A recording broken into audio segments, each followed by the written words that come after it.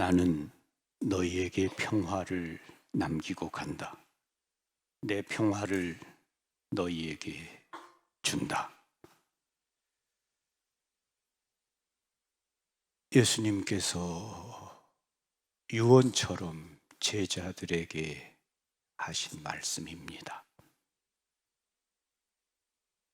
이 말씀을 하실 때 예수님은 결코 평온한 순간이 아니었습니다.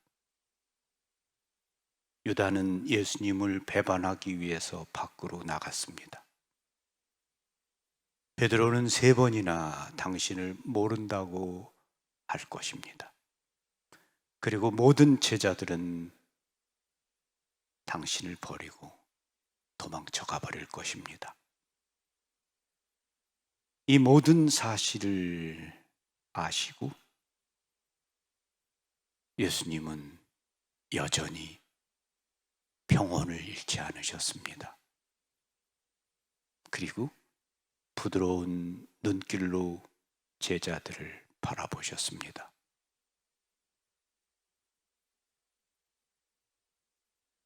더없이 그윽한 사랑의 눈길로 바라보시면서 말씀하셨습니다. 나는 너희에게 평화를 준다.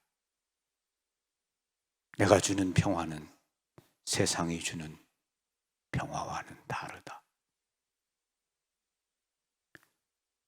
사람은 자신이 살던 모습대로 죽는다는 그러한 말이 있습니다. 예수님의 마지막 시간은 당신의 삶 전체의 본질과도 같습니다. 그분이 살아오신 그대로 마지막 순간에 모습을 보여주고 계십니다. 평화로우십니다. 불안해하지 않으십니다.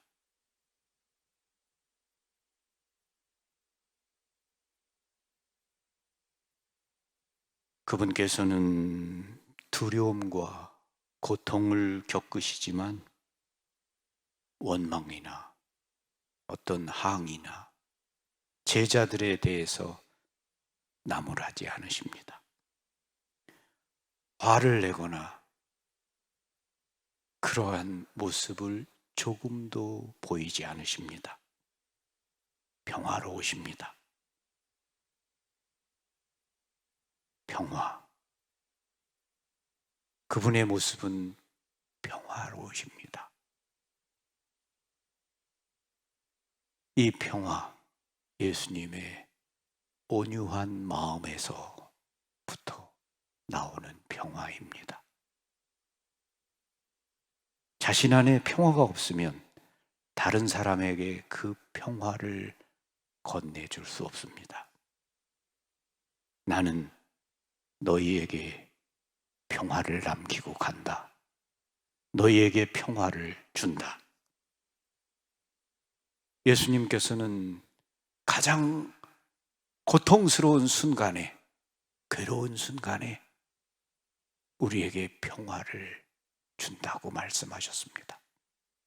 지금 내 마음이 괴로워 죽을 지경이다 라고 예수님이 피땀을 흘리시기 전에 그 마음속에 그 고통 가운데서 곧 당신을 버려두고 모두 뿔뿔이 헤쳐져서 도망쳐버릴 제자들을 바라보시면서 너희에게 평화를 준다.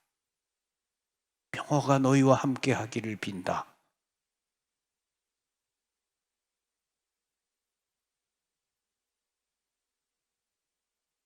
예수님의 모습, 우리 마음에 너무 큰 감동입니다. 예수님께서는 지극히 고통스럽고 어려운 순간에 한없이 부드러우셨고 온유하셨습니다. 예수님께서는 우리도 당신이 간직하셨던 이 평화를 간직하고 그대로 살기를 원하십니다. 어떻게 그렇게 평화를 간직할 수 있을까요?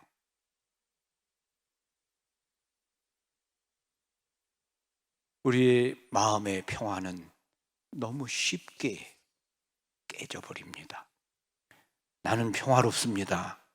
난 좋은 집도 있고 훌륭한 남편도 있고 애들도 있고 자동차도 있습니다. 그리고 난 건강합니다. 그래서 나는 평화롭습니다. 이러한 평화는 얼마나 깨지기 쉬운가. 전화가 걸려왔습니다. 교통사고가 났다. 그 순간에 모든 평화는 사라집니다. 진정한 평화는 어디에 있는 것일까? 평화는 하느님의 축복이고 은총입니다. 우리가 평화가 주어지도록 기도해야 합니다.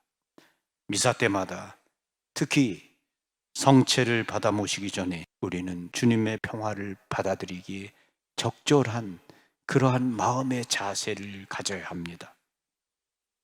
우리가 곤경에 처해 있거나 유혹을 받아 마음이 동요되고 두려워질 때는 평화를 구하는 기도를 바쳐야 됩니다.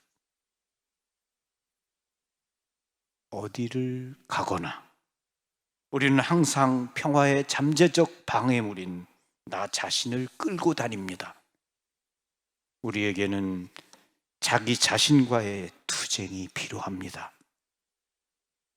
내 자신 외에 어떤 것도 너에게 평화를 가져다 주지는 못할 것이다 라고 에모스는 말했습니다.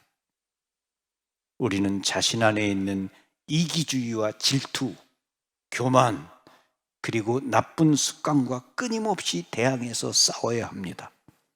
이 싸움은 우리가 살아있는 한 계속되는 싸움입니다. 평화는 자신을 극복했을 때만 가능한 것입니다. 싸워서 자신을 극복할 때 우리 마음 안에 겸손, 사랑, 용서, 인내를 간직할 것입니다. 평화는 우리 속에, 우리 마음 속에, 우리 양심 속에 있어야 합니다. 우리가 오만이나 증오, 분노, 흥분, 불만 등을 마음에 품는다면 평화를 가질 수가 없습니다. 바오로 사도는 훈계했습니다. 여러분은 그리스도 예수께서 지니셨던 마음을 여러분의 마음으로 간직하십시오 라고 말입니다. 만일 우리가 사람이나 일에 대해서 예수님과 똑같은 방법으로 생각한다면 예수님의 평화를 가질 수가 있을 것입니다. 우리는 예수님과 함께 평화를 만들어내야 하며 우리의 양심에서 모든 죄악을 제거해야 합니다. 평화란 우연히 생기는 것이 아닙니다. 평화란 질서, 정연함이라고 정의를 할 수 있습니다. 질서는 평화의 가장 중요한 요소입니다. 무질서하게 산다면 평화가 깨질 수밖에 없습니다. 하느님께 대한 우리의 믿음이 강할수록 우리의 평화는 더욱더 깊어질 것입니다.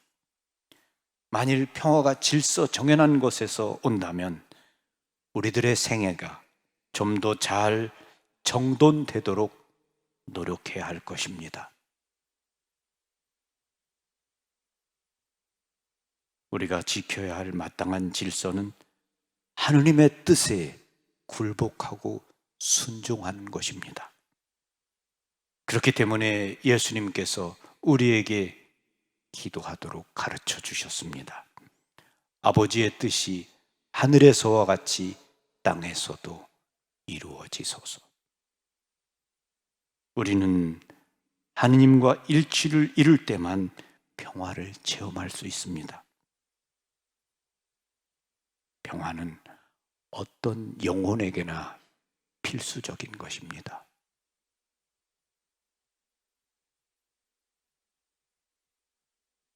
하느님의 뜻을 저버릴 때, 그때 어둠이 오고 우리 마음에서 평화가 깨져버리게 되죠.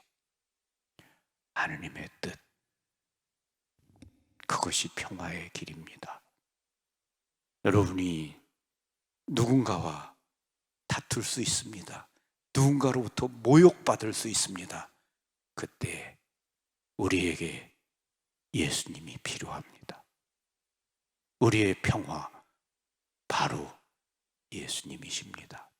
누가 나의 자존심을 상하게 하고 나를 모욕하고 내게 상처를 주었을 때, 바로 그때 십자가가 필요합니다.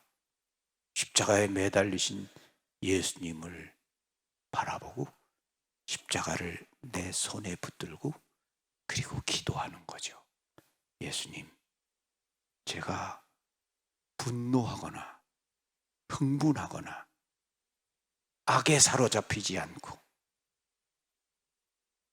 용서할 수 있도록, 그 용서를 알 수 있도록 그렇게 해 주십시오. 나를 용서하게 해 주십시오. 당신의 성령을 보내 주십시오. 그래서 제가 평화를 잃지 않게 해 주십시오. 우리가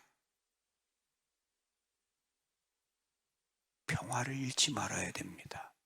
평화는 성령의 선물입니다. 우리가 기도해야 됩니다. 예수님께 내가 마음 상할 때 기도하셔야 됩니다. 평화를 주시라고. 그리고 예수님의 마음을 생각해야 됩니다. 온유한 마음. 우리가 이 온유하신 예수님, 이 예수님을 닮아야 됩니다. 얼마나 우리가 아주 작고 사소한 것 때문에 마음 상하고 그리고 분노하고 평화를 잃어버립니까? 여기 앉아있는 여러분들, 얼마나 남의 이야기하는 것을 좋아합니까?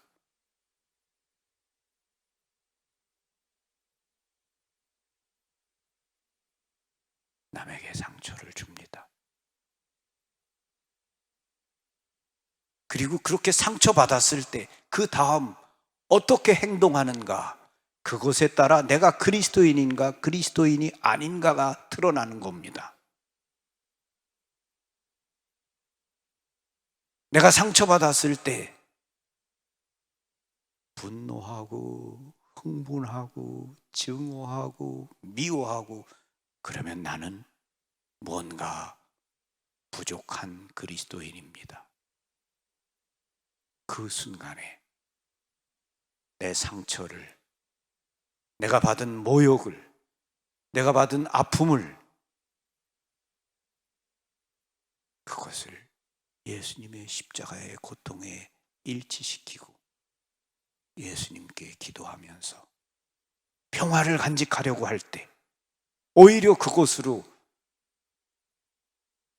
봉헌하고 희생의 기도로 바칠 때, 그때 나는 좀 더 성장하는 어른 크리스찬이 될 수 있습니다. 그래서 여러분이 누군가 나에게 모욕을 주고 상처를 주면 그것은 보약이다. 보약을, 용을 한 재 먹는 거다라고 생각해야 됩니다. 그런데 지가 뭔데